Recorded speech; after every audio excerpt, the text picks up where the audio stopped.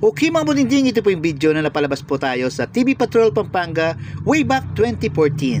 Mga recycled artwork at mga Christmas decor po mga budingding. Kaya ngayong Pasko,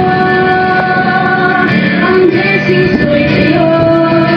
Thank you, ang Nakapagpinabahin ng Baccarin recycled materials mula sa kanilang Christmas decorations.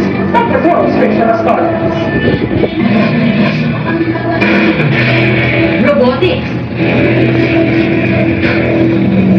Inputting Jack Martis na i-juntate mission ng Angeles.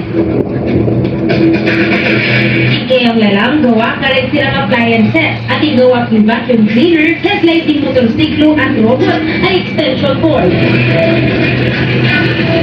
At maki-humanoid costume rin at gawa ka rin pet bottles. Nagagawa ko yan kasi unang-una trabaho, gumagawa ko ng mga silang appliances. Kaya ang mga bagay na ito, para sa akin, mga simple lang. At ulit panahon na rin pa mag-design yung pamasko, maki-obra po rin ikaw dyan para sa ipapashmeti. The Christmas tree.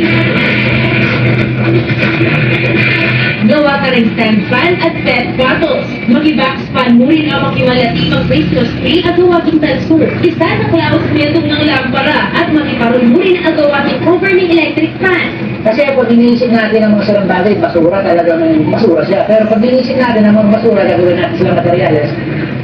Saan mo yung mga bagay ng mga basura para may pakinabang sila, gawin mo silang materialis para makagawa ng mga ganitong kakabagay-bagay. Iba kaya pinakakit din obra ng compute ng resiklong palang puting hareni, talaga namang agaw pansin.